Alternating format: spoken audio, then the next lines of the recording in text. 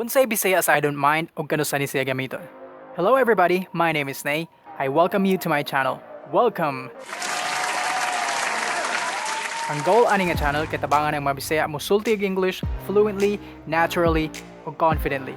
In this video, akong i-translate ang I don't mind from English to Bisaya with example sentences. Tara, let's do this. Ang Bisaya sa I don't mind kay di na ako igbali. Sa mga bata-bata diha, di na siguro na ninyo masabtan. Ang inato ana, kay bata-bata pumusag ko, di na ako ikalain. Para mas masabtan pagid nato ang I don't mind o makabisado nato kung asa siya gamiton, let's look at a couple of sentences.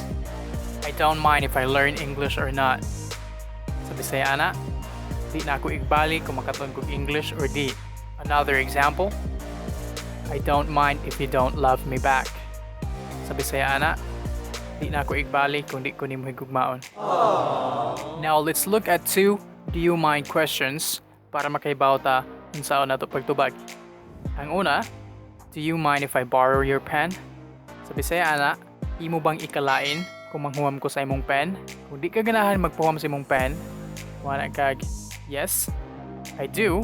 Di na kinahanglan mo ana pa kag yes, I do mind. Yes, I do is enough. Bot pasabot ana o akong ikalain.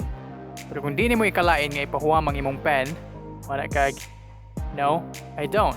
Dinhi, pwede nimo gamitag no, I don't mind kay mura siyag natural paminaw. So sa yes, I do, siya natural, wala kag yes, I do mind. Pero kung sa no, I don't mind, mas natural siya paminaw. No, I don't mind. Another example is, do you mind if I slap you? Sa Bisaya ana, imo bang ikalain kung sagpaon ti ka? Kung di nimo ikalain nga sagpaon ka, wala kag no, I don't mind. Di na ako ibali, di na ako ikalain. Pero kung di ka ganahan sagpaon, wala kag yes, I do. O akong ikalain. I hope nakatabang ni ninyo nga video. Thank you for watching. Hangtod sa sunod na pod. God bless you all.